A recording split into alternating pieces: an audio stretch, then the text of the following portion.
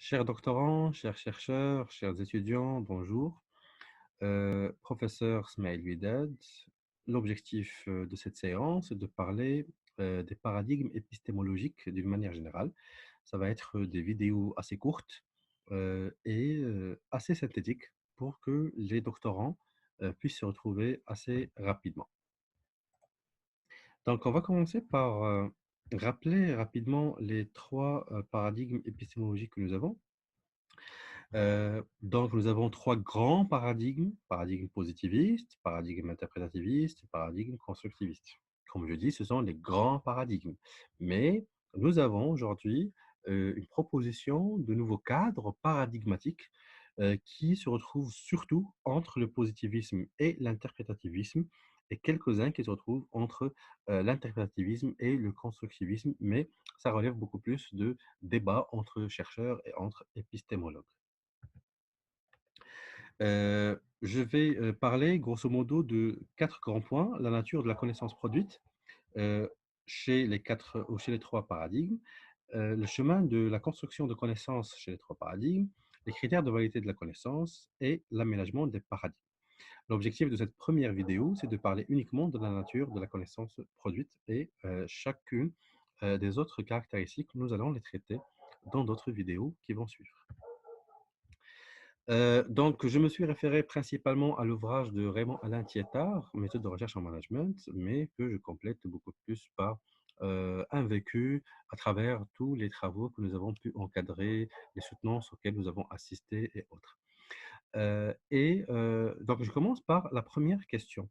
C'est quelle est la nature de la connaissance que cherchent à produire les positivistes, les interprétativistes et les constructivistes? Chez les positivistes, Chez les positivistes, on cherche à créer une connaissance qui a un statut existentiel propre. C'est-à-dire, l'hypothèse principale des positivistes, c'est l'hypothèse ontologique. L'hypothèse ontologique, c'est l'étude de l'être en tant qu'être. Et donc, c'est un être ou une unité qui a une existence et une essence propre, abstraction de l'entremise du chercheur. C'est-à-dire que nous soyons là ou que nous ne soyons pas là, cette chose existe bel et bien en dehors de nous.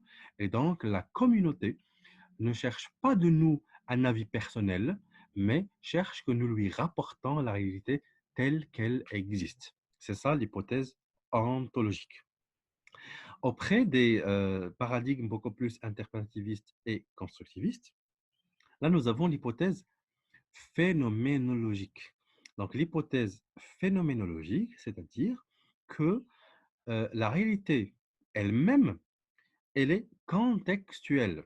Et donc nous étudions un phénomène. La réalité se présente sous forme de phénomène.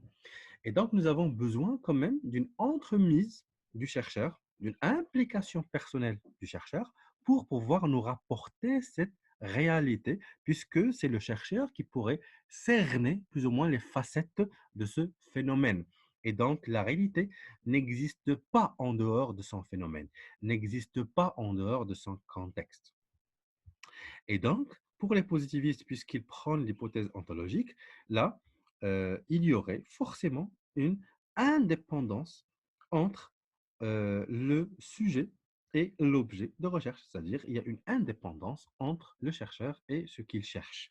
Et donc, on ne chercherait pas à euh, faire appel à notre compréhension personnelle des choses et nous essayons toujours de prendre une certaine distance des faits et des phénomènes. Et donc, c'est une hypothèse déterministe. C'est quoi l'hypothèse déterministe? C'est-à-dire que suite à un ensemble de déterminants, suite à un ensemble de causes, nous avons une fatalité de réalisation du phénomène étudié ou de la réalité observée. Et donc, l'hypothèse déterministe veut dire que la réalité est le fruit d'un ensemble de déterminants qui ont conduit vers un fatalisme. Et donc, pour eux, le monde est fait de nécessité, c'est-à-dire que il y a une seule manière de voir les choses, celle que nous voyons, et les conditions de la réalité ont donné lieu à la propre réalité que nous observons actuellement, et dans d'autres contextes, ça aurait été toujours la même chose. Maintenant, par rapport aux interprétativistes et aux constructivistes, ils se partagent tous ce point de vue, c'est la dépendance du sujet et de l'objet. C'est-à-dire, le chercheur, lorsqu'il va rapporter ses résultats, il y aurait une entremise du chercheur dans le contexte, un voyage au cœur du contexte qu'il recherche. Et donc, c'est une hypothèse intentionnaliste. Hypothèse intentionnaliste, c'est-à-dire que la réalité est le résultat des motivations de ces acteurs. C'est le résultat des intentions comportementales de leurs acteurs. Et donc, la réalité n'a pas une essence en elle-même, n'a pas une réalité acontextuelle, mais le monde est fait de plusieurs possibilités, puisqu'il y a plusieurs types de contextes possibles.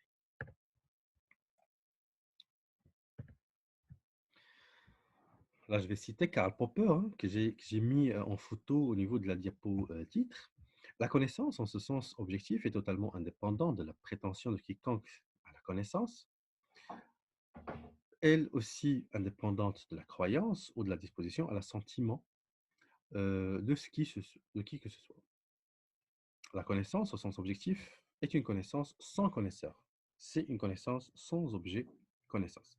Et donc là, c'est une idée chère, plus ou moins, à la logique de base de la sociologie et du fondement théologique, euh, sociologique d'une manière générale, c'est que l'individu est subordonné à un ordre social, puisque l'individu fait partie de cet organe, hein, plus ou moins global. Donc l'individu n'est qu'un organe de cet être global qui est la société. Et donc, il y a toujours une règle générale et des lois générales qui vont conditionner plus ou moins l'ordre vital. Et donc, d'une manière générale, nous sommes en train de chercher les règles comportementales et les lois derrière le comportement, et nous ne cherchons pas véritablement les comportements individuels. Et donc, par différence à cela, les interprétativistes et les constructivistes se posent la question, l'être humain peut-il être son propre objet? Et le sujet peut-il observer son objet sans modifier la nature de ce dernier? Les interprétativistes et les constructivistes se posent ces questions-là et ils disent que la réalité reste inconnaissable dans son essence, puisque nous n'avons pas du tout la possibilité de l'atteindre directement. Ce que nous voyons, ce que nous observons, ce ne sont que des représentations de cette réalité. Et donc, ce n'est pas la réalité elle-même. Il faudrait voyager au cœur du phénomène observé pour pouvoir l'interpréter. Et la connaissance que nous avons de loin n'est pas une véritable connaissance, puisque on ne peut rien comprendre. Et donc, le monde social est fait beaucoup plus d'interprétations qui se construisent grâce aux interactions entre les acteurs et ils sont la source véritablement de construction sociale.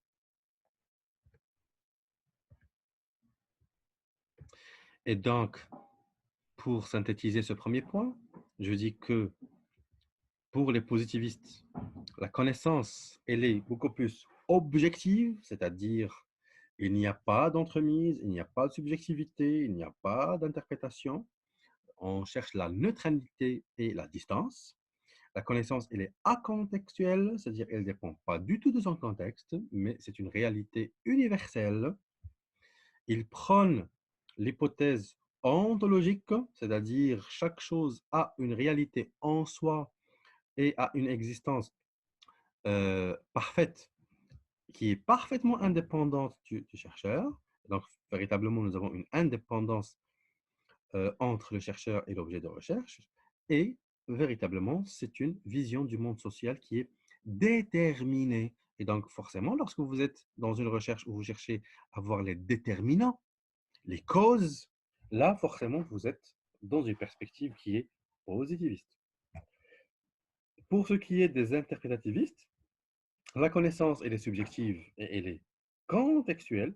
Nous avons beaucoup de niveaux de subjectivité. Il n'y a pas que la subjectivité du chercheur, mais aussi la subjectivité de l'acteur de la réalité lui-même et nous avons une connaissance qui est forcément attachée à son véritable contexte. Et donc, dans les thèses qui vont être orientées interprétativisme ou constructivisme, ce sont des thèses qui devraient prendre en considération le contexte. Donc, il faudrait proposer un chapitre ou une section sur la contextualisation. Et donc, on ne peut interpréter les choses que dans le cadre de leur contexte, chose qui n'est pas forcément sollicitée dans le cadre de travaux qui sont positivistes. La nature de la réalité, maintenant, elle se base sur l'hypothèse phénoménologique et donc c'est une série de circonstances qui auraient donné lieu à cette réalité. Ce n'est pas une essence propre qu'a cette réalité, non. C'est une série de circonstances qui auraient donné lieu à cette réalité. Et donc, il y a forcément une interdépendance entre le chercheur et l'objet de recherche, puisque la vision du monde, elle est intentionnaliste, c'est-à-dire nous essayons de comprendre les motivations des acteurs de la réalité pour euh, expliquer et comprendre plus ou moins le phénomène que nous sommes en train d'analyser. Très bien, donc c'était tout par rapport à ce premier point. Je vous remercie de votre attention et je vous donne rendez-vous dans une capsule à venir.